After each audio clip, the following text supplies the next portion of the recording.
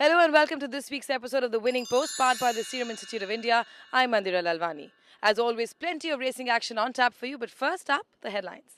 A look at races right here in Mumbai with the S.C Jain Sprinters Cup and the Byramjee Jeejeebhoy Eclipse Stakes of India.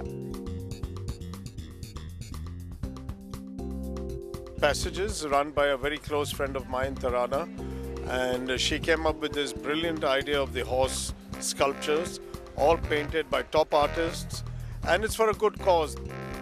And finally, an in-depth analysis of the pedigree of this year's McDowell Signature Indian Derby winner, Alander. Just a week after the stupendous success of the McDowell Signature Indian Derby, the RWITC played host to two very prestigious races. One was the Group 2 Dr. S.C Jain Sprinters Cup and the other Eclipse Stakes of India.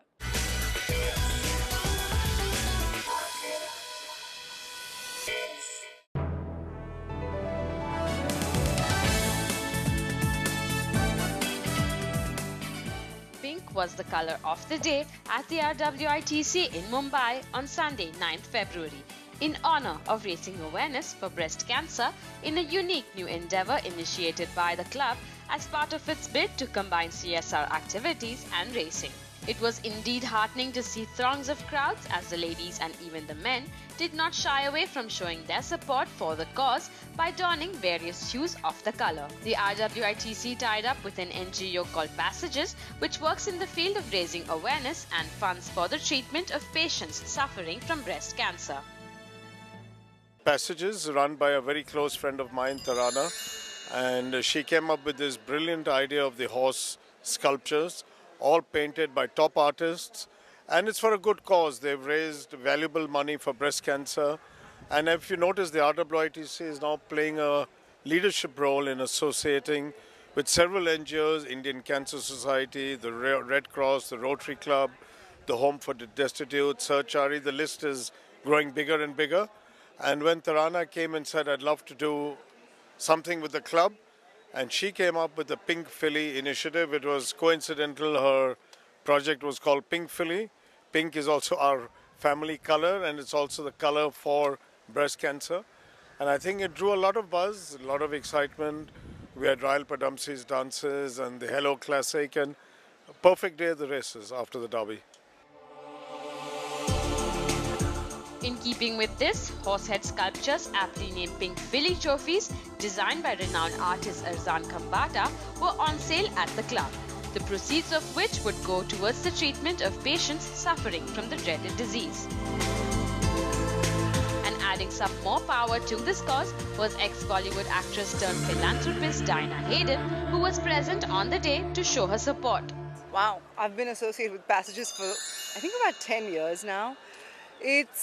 It's really, really special an organization, and there are no overheads because everybody who works with them, it comes straight from the heart, and the money raised helps with breast cancer awareness and treatments.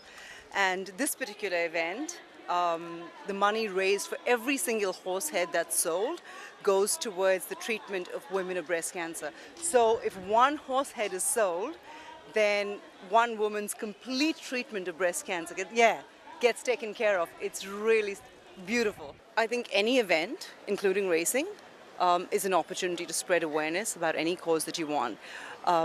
By complete coincidence, you have this particular event of Passages that was called the Pink Filly Project.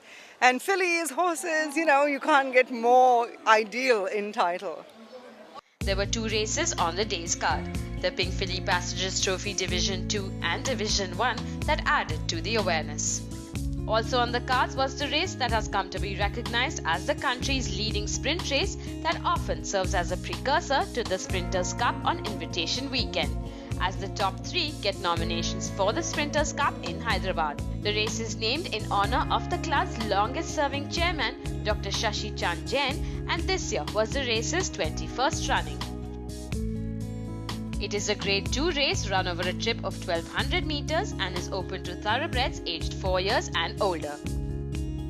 This year's renewal saw 9 thoroughbreds come into the parade ring, of which the most favoured were the pacey shove-trained bay filly Amelia, ridden by S.Zervan, who had won her previous outing over the same trip, the Black Dog Trophy during the McDowell Signature Indian Derby weekend, and enjoyed the maximum share of support from the markets on account of that. Her stablemate Marinsky, with Trevor Patel on her back, who had romped home in the first classic of the Indian racing season, the Delton Casino's Indian 1000 Guineas over 1600 meters on December 15, and had followed that up with the third place finish at the subsequent Indian 2000 Guineas a week later. Rosie Sunshine from Kuji Katrak stables, ridden by A.Sandesh, who was coming into the fray on the back of 3 consecutive wins, the last one being the Western India Racehorse Owners Association Million over 1200 meters on January 5th. Another one who had a fair chance here was Dancing Phoenix from Dallas Todiwala stable, who had run behind Rosie Sunshine in the Western India Racehorse Owners Association Million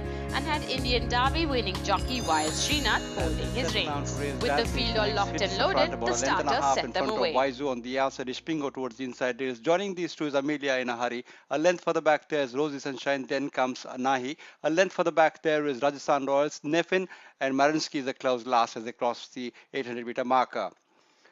Dancing Phoenix about a length and a quarter in front of Waizu on the outside. On the fence there is Ishpingo, then comes Amelia. A length for the back there is Rosie Sunshine hugging the rails. Anahi comes next. Rajasthan Royals, Nefin and Marinsky still in the last position as they negotiate the bend and straighten up for home. Dancing Phoenix comes in on first, clear by about 2 lengths in front of Ishpingo, getting a little bit closer. On the outside, Amelia making smooth progress. Then there is Rosie Sunshine looking for room in the middle. After that there is Nefin. Then there is Rajasthan Royals on the outside, but with about 300 meters more to run. Dancing Phoenix is now being called by Amelia on the outside. Then there's Ishpingo and Rosie Sunshine with about 150 meters more to run. Amelia is now ahead about a length in front of Dancing Phoenix, Marinsky and Rosie Sunshine, but going for the line, it's Amelia now who wins the Dr. S.C Jain Trophy by about a length in front of Marinsky, finishing a good second. Dancing Phoenix is third as they race past the finish. Amelia came from behind and took up the running in the last 200 meters, taking the lead from Dancing Phoenix, and was the first one past the wire, with Marinsky coming in second and Dancing Phoenix taking the third. Rosie Sunshine was fifth.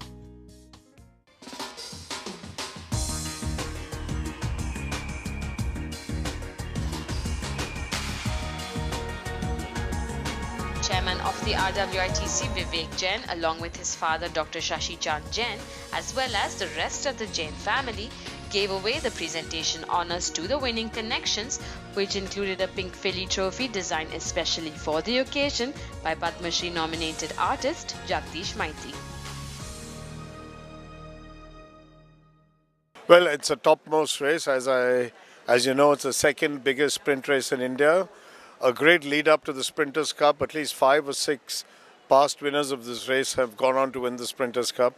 And the way Amelia won today, I think she'll really be the odds-on favourite to win it again this year. Time now for a quick break here on the Winning Post. When we return, we'll stay with Mumbai Racing and bring to you the Eclipse Stakes.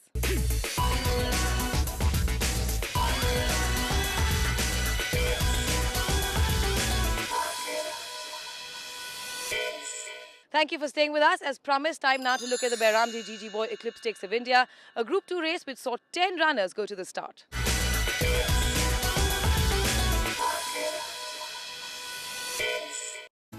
The second big race on the day was the Byramjee Jeejeebhoy Eclipse Stakes Grade 2. The race is sponsored by Mr. Byramjee Jeejeebhoy, who himself is known to be associated with many charitable causes and philanthropic deeds. It is a Grade 2 race open for thoroughbreds aged 4 years and older, run over a trip of 2,000 meters.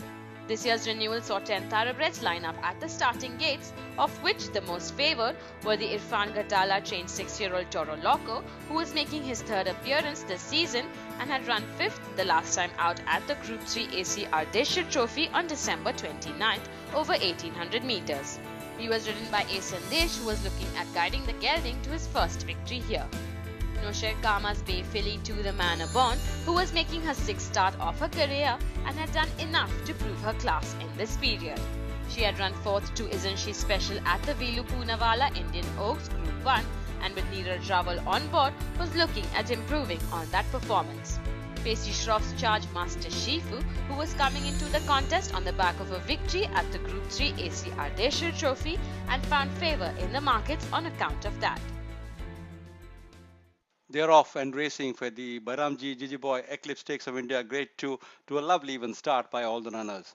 And as they settle down to race, Montezuma on the far side takes it up from Spirit of Mercy, a close second. A gap about 3.5, 4 lengths for the back there is Master Shifu. Then comes Commando on the outside. In the middle there is a To the Bonabon. Toro Loco right with them. A length and a half for the back there is Panamera on the outside. Towards the inside there is the Star of Gibraltar. Then comes Blue Ace and a close last there is Caesar Star. To the backstretch, they come past the 1,400 meter marker. Montezuma in command, about 2 lengths in front of Spirit of Mercy in second position. 3 lengths for the back, there's Master Shifu in third. After that, there is Panamera on the outside. Close on the fence, there's Toro Loco. Between them is To the Manabon. A length and a quarter further back, there's Commandos dropped considerably back. Then there is Panamera making a forward move. Star of Gibraltar. Then there is Blue Ace. And still lying last, there is Caesar Star. Back to the leaders as they pass the 1200 meter marker. Montezuma, a length and a half, 2 lengths in front of Spirit of Mercy in second position. Master Shifu is closing in on the outside. A length for the back there is To the Manabon. Toro Loco towards the inside race. Then comes Panamera. Very close behind them is the Commander. Then comes Star of Gibraltar, Blue Ace and Caesar Star in that order as they come towards the 800 meter marker. Montezuma is about half a length in front of Master Shifu coming up on the outside, making good progress. Spirit of Mercy between them. A length for the back there is To the Manabon, also making a presence felt. After that, there is Panamera, Toro Loco. A little over 400 to go. Master Shifu takes charge. On his tail is To the Manabon. Then there's Montezuma dropping back. Toro Loco making progress. Wider outside there is Panamera with about 350 meters more to run. And it's Master Shifu fighting it out from To the Manabon. 2 lengths for the back. There's Toro Loco with about 200 meters more to run. Master Shifu and To the Manabon. They're fighting it out. Toro Loco joining the fight. 100 to go. And it's Master Shifu from To the Manabon. And Toro Loco gaining ground on the outside. It's To the Manabon from Toro Loco. Toro Loco wins this one from To the Manabon. Then there's Star of Gibraltar coming from a long way back to finish a good third. Then there's Master Shifu as they race past the finish. In the last 200 meters, it looked like it was down to the Manabon and Master Shifu as the two were neck and neck. But as they crossed the 150 meter marker, Toro Loco came from the outside and crossed the winning post with half a length to spare over To the Manabon, with Star of Gibraltar taking the third. The favourite Master Shifu was fourth.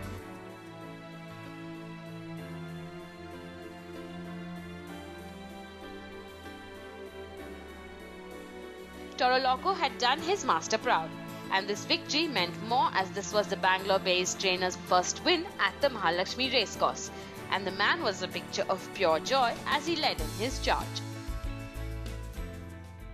It's different when it's in Mahalakshmi. It's awesome. I'm really excited, and I hope I keep doing this often. I've been coming here for many years, but it's always been eluding me.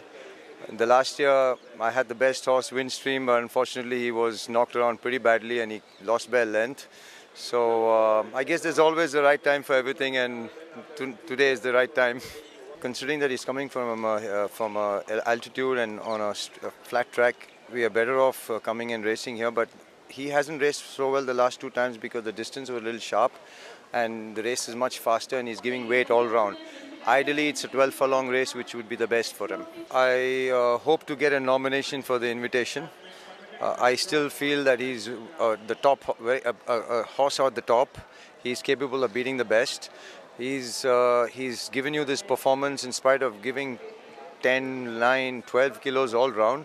So I think if with the right terms of the race, he will be there at the finish. So if he gets a nomination for the invitation, I'll be very happy. If not, I'll go for the Stayers Club. The presentation honours were given away by the race's sponsor, Mr. Byramjee Jeejeebhoy.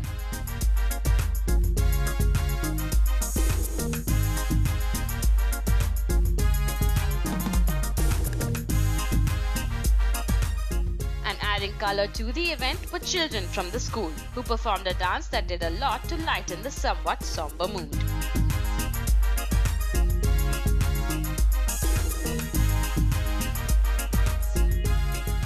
By the end of the race day, all the Pink Filly trophies were sold out, with members generously dipping into their pockets, making it a day of racing with a large heart. Time for us to slip into a quick break here on the Winning Post. When we return, we bring to you the analysis of Alaindair's Pedigree, the horse that won the McDowell Signature Indian Derby in 2014.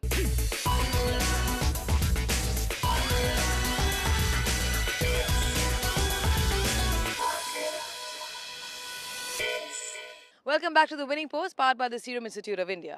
When Alaindair came out and won the McDowell Signature Indian Derby 2014, a lot of people were surprised because they were expecting either Murioi or Jeremiah to win. However, Alaindair clearly has that special something. Is that special something in his pedigree? Let's find out.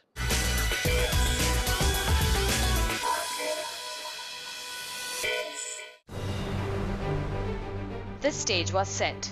30,000 people were present to witness the birth of a new champion.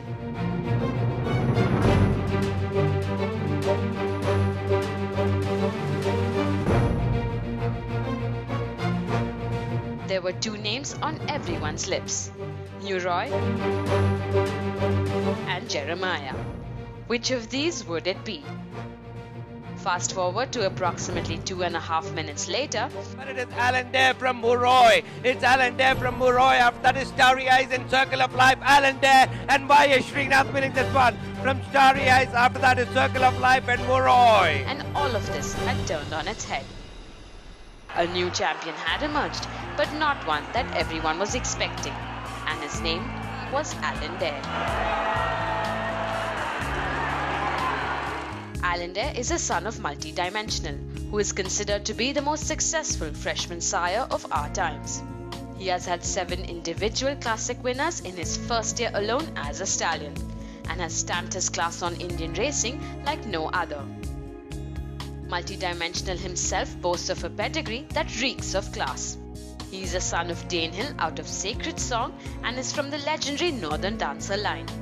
Multi-dimensional won 5 races at 3, 4 and 5, including the Group 2 Prix Guillaume d'Ornano as well as the Group 3 Rose of Lancaster Stakes. We'll start with multi-dimensional. A very good start for a first season sire. In fact, he's had the record of siring the most number of classics in his first season. Multi-dimensional is by Danehill out of a diocese mare called Sacred Song. He comes from a very nice family of Mr. Prospector himself. So it's a proper stallion producing family. Multi-dimensional won a Group 2 over 10 furlongs. He was a very close second in the RWITC Stakes at Royal Ascot over a mile and a half. So from the sire side, we can expect these progenies to stay. Alander, the pedigree suggests stamina limitations, but what the horse has done in the past, according to me, he's already outshone his pedigree. Danehill has the distinction of becoming a champion sire on both sides of the equator and is considered to be the most successful sire of all times, with 349 stakes winners and 89 Group or Grade 1 winners.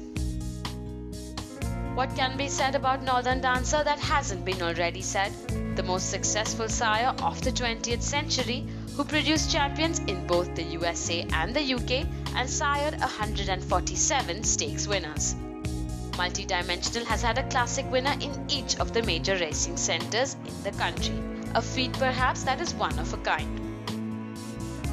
They are Artesia, winner of the Group 3 Calcutta Oaks, Snowdrift, winner of the Group 1 Calcutta Derby Stakes, Amelia, winner of the Group 1 Fillies Championship Stakes in Bangalore and the Deccan Bookmakers Fillies Championship Stakes Group 3, Winged Foot, winner of the Group 2 Bangalore Oaks, Striking, winner of the Group 3 the Calcutta 1000 Guineas, Roses in Bloom, winner of the Group 1 Deccan Bookmakers Golconda Derby, and of course, Alaindair.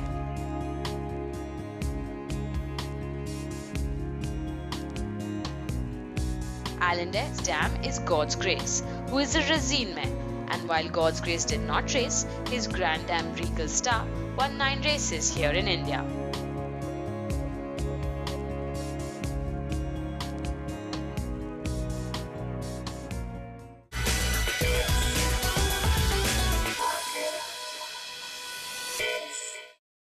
I think the talking point here is multidimensional. How many freshman sires come and win and run second in the McDowell Signature Indian Derby in their very first year? It doesn't really happen. For Usha, Amita, this is big because they were looking for a successor to Racine. I think they found it in multidimensional. China Visit, as good as he was, wasn't really at that level. So he's by multidimensional. And on the mother's side, he's out of a mare who's by Racine. So obviously there's a great connect here. I think that's something again Usha will be really happy about, because you've got a 4-3 inbreeding with Northern Dancer that's clearly worked on the Razine and multidimensional front, and with all the Razine mares that she has, I think I mean, it's all roads lead to Usha as far as buying Sons of Multidimensional out of Razine's, out of Razine mares go. Um, on his stamina, he's clearly showed that he stayed. I don't think there's too much to discuss on that, except for the fact that I think order's been restored. He won the Colts Trial Stakes. He won the Bangalore Derby. He was possibly given a very aggressive ride in the 2000 Guineas in Western India, and then he's come and restored his place at the top with a win in the Derby. He's got a dosage index of 1.91, enough to get a mile and a half, no issues at all. And there's some stoutness in his points as well, 16 total points. And the way I calculated, 1 clear point for stamina and 9 classic points is more than enough to get this horse where he needs to be. Alaindair's pedigree is an impeccable one, to say the least. One that has taken him to greater heights than were imagined for him. And the journey has only just begun.